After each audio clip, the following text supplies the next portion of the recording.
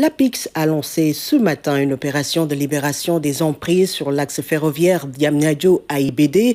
L'opération entre dans le cadre de la réalisation de la phase 2 du TER. Au total, 1380 impactés sont répertoriés sur le tracé. Ils bénéficient d'une indemnisation de l'État et se partagent une assiette foncière de 65 hectares. Le reportage de Damsila.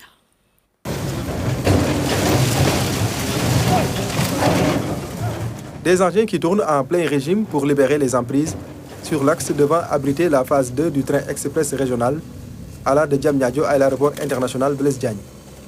Pour une réalisation optimale du projet, l'APIX a pris toutes les dispositions nécessaires. Il y aura le front AIBD vers Diamniadio, le front Diamniadio vers AIBD, et ces deux fronts vont se retrouver au cœur du tracé pour livrer le chantier aux Sénégalais. Mais principalement, je rappelle que sur la phase 2, nous avons 1380 impactés contre 16 300 impactés lors de la phase 1. Sur la phase 2, nous avons 300 concessions, donc du dur à démolir, plus les impactés agricoles. La phase 2 du TER est lancée le mois de mars dernier par le président de la République Macky Sall. Sur le terrain, les travaux ont déjà démarré et l'APIX veille au grain pour ne négliger aucun détail.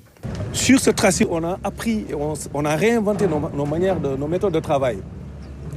Nous avons préservé le tissu industriel. Nous avons à peu près 30 entreprises industrielles d'activité qui emploient des jeunes du département.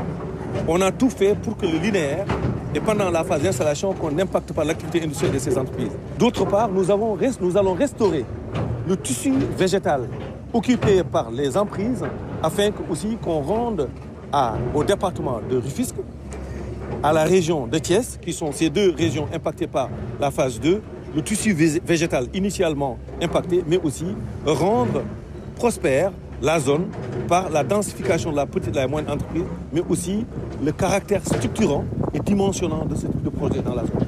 Au total, 1300 personnes sont impactées par ce projet. Pour leur indemnisation, l'État a pris des mesures exceptionnelles. Le président Macky Sall a consacré un effort exceptionnel sur les indemnisations qui tiennent largement la comparaison de tout ce qui a été fait jusqu'ici dans la sous-région. Le président Macky Sall a aussi offert aux impactés des assiettes foncières permettant aux impactés, en plus des indemnisations sur les impenses, donc les bâtiments, les investissements qu'ils ont fait sur le linéaire. Le président Macky Sall a offert 65 hectares aux impactés. Les impactés, très satisfaits des mesures prises par l'État à leur endroit, ont exprimé toute leur disponibilité pour accompagner le projet. C'est la nation qui a besoin. Tout un chacun a le droit de se montrer positivement. Parce que du moment que toutes les conditions, la majeure partie qu'on a conclues avec APIX sont en train d'être mises en œuvre. Pour la preuve, vous n'avez pas vu en fait d'opposition ou quelconque résistance par rapport à la démolition.